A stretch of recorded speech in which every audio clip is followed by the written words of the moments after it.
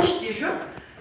Сол кісі маған үйге келіп, маған көп адамдар айтып жүреді, бірақ бой бермей жүремін, сенбеймін де көп затқа. Басқа да сенбеймін, мынандайға да сенбеймін. Сол үйіме келіп, кәдімгі нені ашып, қасықпен ішкізіп, үйден түркеп, сөйтіп кетті, болмайтын да болса. Сол мен енді қазір отбасы болып барлығымыз ішіп жатыр, ана тұрған қыз менің жерлесім, соған да түсіндіріп айтып отырған, бүгін көріп отырмын біздің неде. Қош келдік. Не бұл? Ұлымнан басқасының бәрі ішіп жатыр қазір. Біз 14 платоны бітіріп, тағы да бұйырсам деп күтіп отырмыз, ішеміз. Мен өзімнің нәтижемде мен седалищный нерв бір қапталым, опышымда жаман ауыратын еді. Даже ауырғанда мен мына келіннің тігіп отырады, нұршақты істейді, бесіздігін. Тонкий инені тыққанда мен сезбейтін едім, мына аяғыма кіріп, даже қан шығып жатқанда мен білмеймін, сезім жоқ еді. Соның бәрі қазір менде кетті, қазір шауып жүрім. Сосын тұла бойым ісігеді, ана кім біледі. Қазір міне терілерім босап, жақсымын, мына жерім деген үш машинам бар еді. Қазір беткенде қолға құрттай білмес. Мына қапталымда да мына көзіме не қылып, көзімше жасым өткен болса да, жаңа неге барғанымда, көзім сыздырғанда, мына жерінде машина салбырап тұр, саған сәл шығарып қажет емес, ненің астында қалады дегенен қазір оның бәрі менде жазылды. Ол өзімдікі ғой. Сосын менің көптен күткен немерем болды, 3 ай қазір. Сол туылғанда бір бала еске қатты, оның себебі де жаңа келін бала жастар ұрыспай жүрмейді. Күнде айқай, күнде қырыл болып жүргенде, мен балам айтатын едім, сен мынандай қылып айқай шығара берме, мына туылған бала ертең ер бала еш жаман болыпты. Соны шайтан аумен етті ме, менің балам туылғанда мына құрттай жыласа болды, мына ерні башатпай кетеді.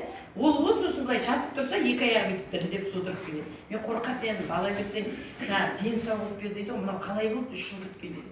Сосын Марина Төлешова деген невропатолог детский бар ғой, соған бір айында барғаннан кейін соған апарып бардық. Бір не бет 7-ші микрорайон аламыз, 5 күн сайын тазалап новый алып тұрасы бір. Сиропқа бір деген. Ай жарым іштік, нәтиже болған жоқ.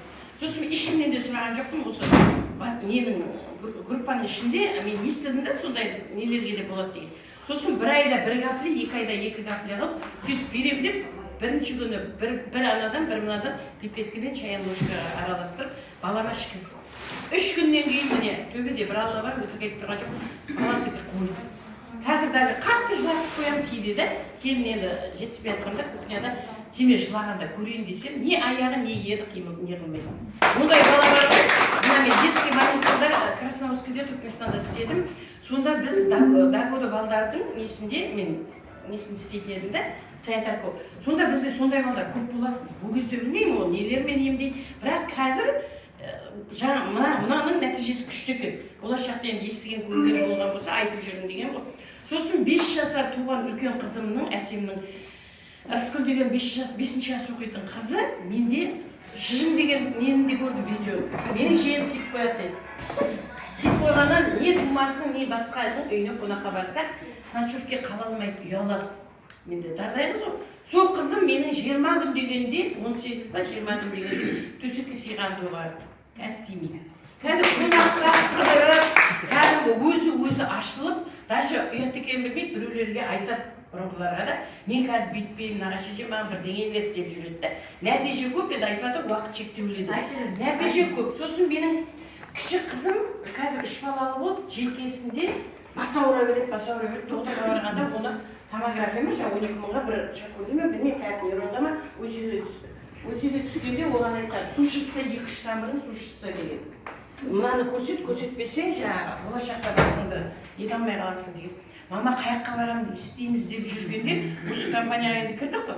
Сен де іш соған дедім. Оғыз айтады, 7 күн дегенде маған видео жіберді. Мен бірінші шошып кеттім, жаңа туған баласы екен. Бір сәт бір бөлтік қандарды жіберді. Құдай деп айтқам жоқ, мама, баланыкі емес, менікі дұрыстап қара шешті.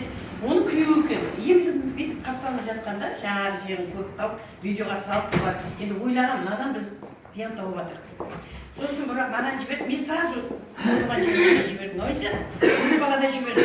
Сосын айтты, дозасын көбейтсін бұл деген айттым ғой, сонысының нәтижесі деп. Содан не керек, санадық үйіне барып, 15 не шыққан, бөртік, үсті қан, шықса қан шығады. Сол қазір көзім шайдай ашамыз. Сосын шаршағаны кеткен, менің де, оның да жалпы ішіп атқан үйде бәріміз жүргенде біз бар ғой, жеңіл жүреміз. Мен былайша Құдайға шүкір 87-ге весім бар. Бірақ бұрынғыда мен жеңіл жүрем. Сосын соның жолдасы, ана мечтада запчасть сатады күйеу балам.